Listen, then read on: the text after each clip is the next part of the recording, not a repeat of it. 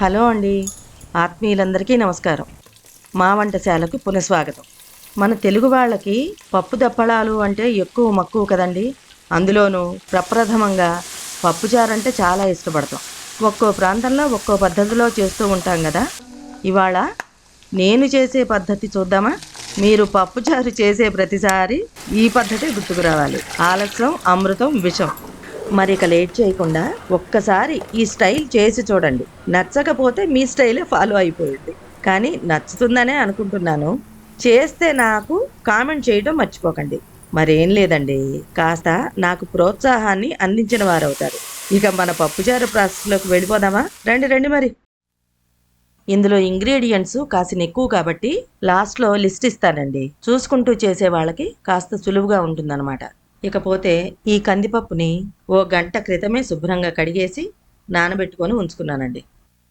ఇవిగోనండి, నేను పప్పుచారులో వాడే సామాగ్రిలో 2 లోపించాయి. ఒకటి చిలకడదుంప, రెండోది మునక్కాళ్ళు. తప్పనిసరిగా వీటిని వాడండి. వీటి రుచే వేరే లెవెల్. మిస్ అవ్వకండి. నేనైతే ప్రతిసారి వాడతాను, కానీ ఈసారి నాకు అందుబాటులో లేవన్నమాట. ఇదిగోండి, క్యారెట్టు, ఉల్లిపాయలు, బెండకాయలు, సొరకాయ, కాటు పెట్టుకున్న పచ్చిమిరపకాయలు, కరివేపాకు, టమాటాలు ఇవ్వండి. ఆ తర్వాత ముందే నానబెట్టుకున్న చింతపండు, ఇంకా కారము, ఉప్పు, పసుపు, 1 టీ స్పూను అల్లం వెల్లుల్లి పేస్ట్. ఇప్పుడు ఇందాక నానబెట్టుకున్న పప్పుని ఇలా కుక్కర్లో వేసుకొని పప్పు ఉడకటానికి సరిపడగా నీళ్లు పోసేసి 1 టీ స్పూను పసుపు వేసి మూత పెట్టేసి పొయ్యి మీద పెట్టేయండి. ఇది 3 విజిల్స్ వస్తే పప్పు మెత్తగా ఉడికిపోతుంది.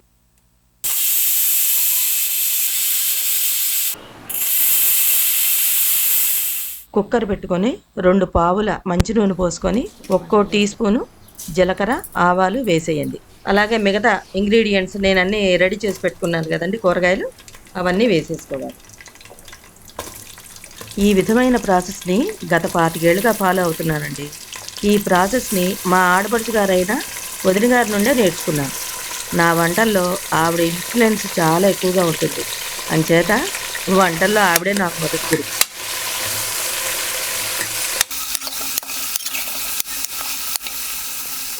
ఇదిగోండి, ఇప్పుడు ముక్కలు కొంచెం మగ్గాయి. ఇందులో 1/2 టీ స్పూన్ పసుపు, 2 టేబుల్ స్పూన్స్ కారము వేసుకోవాలండి. తర్వాత 1 టీ స్పూన్ అల్లం వెల్లుల్లి పేస్ట్ వేసుకోవాలి. తర్వాత ఇలా కట్ చేసి పెట్టుకున్న టమాటాలు వేసేసుకోండి. ఇవి ముందెందుకు వేసుకోకూడదంటే కూరగాయలు పులుపు తగిలితే మగ్గవంటారండి. అందుకని కూరగాయలు కాస్త మగ్గిన తర్వాత టమాటా ముక్కలు వేసుకోవాలి. ఇందాక పప్పు ఉడకబెట్టాం కదండి, అది గ్రైండ్ చేసేసి ఇందులో వేసేసుకోవాలి. తగినంత నీళ్లు పోసి చిక్కగా లేకుండా కొంచెం పలచగా ఉండేటట్టు చేసుకోవాలండి. సన్నగా తరుక్కున్న కొత్తిమీర వేసేయాలండి. రుచికి సరిపడగా ఉప్పు వేసి ఓ 5 నిమిషాలు బాగా మరగనివ్వాలండి. దానివల్ల ముక్కలకి పులుపు, ఉప్పు, కారం అన్నీ బాగా పడతాయి అన్నమాట.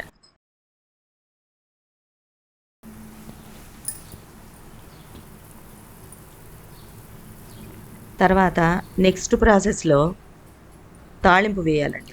1 పావు నూనె పోసుకొని అందులో ఆవాలు, జీలకర్ర, కరివేపాకు, ఎల్లిపాయలు, ఎండుమిరపకాయలు వేసేసి దోరగా వేగనివ్వాలి. ఇలా కాసేపు వేగాక ఫైనల్ అట్రాక్షన్ ఏంటో తెలుసా? కాస్తంత ఇంగువ వేయాలండి. దీంతో పప్పుచారు పరిపూర్ణంగా కంప్లీట్ అయినట్టు అన్నమాట. దీన్ని ఒకసారి ఇలా తిప్పేసి పప్పుచారులో కలిపేసుకోండి.